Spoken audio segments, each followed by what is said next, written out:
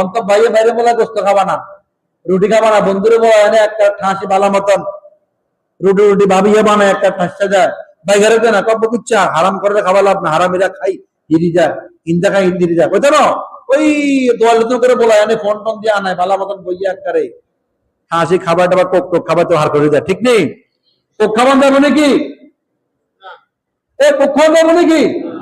Spirit Sprite Sprite খাওয়া যাবে নি?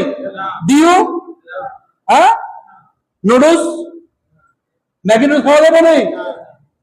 সকল ইসরায়েলি পণ্য বয়কট করতে হবে, ঠিক কিনা? সকল ইসরায়েলি পণ্য বয়কট করতে হবে। যেই পণ্য বিক্রি করে আমাদের থেকে টাকা হাতিয়ে নেয় যে কোম্পানিগুলা, ওই কোম্পানিগুলার দ্রব্যগুলা পণ্যগুলা ক্রয় করা কোন ইমানদারের জন্য জায়েজ না, হারাম এগুলা। কারণ তারা এই টাকা অর্থ সংগ্রহ করে আমাদের ইসলামকে মুসলমানকে ধ্বংস করার জন্য তারা কি করে? তারা পায়তারা করে, তারা বন্দোবস্ত করে, তারা পরিকল্পনা করে। কার টাকা দিয়ে? আপনার আমার টাকা দিয়ে, ঠিক কিনা?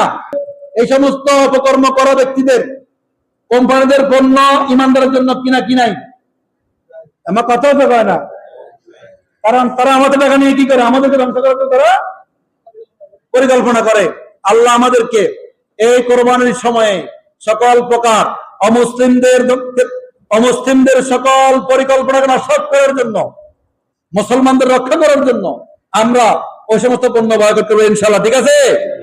রাজি আছি? তাহলে মেহমানদারি করবো কাকে?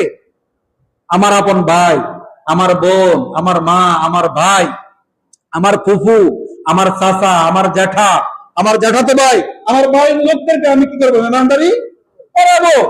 এদের সঙ্গে মেহমানদারি করাইতে গিয়ে আপনার পাশের বাড়ির এলাকার লোক, মামতো ভাই হতে আসবেই, সবাইকে সুন্দর মেহমানদারি করাবেন। আল্লাহ তৌফিক দান করো।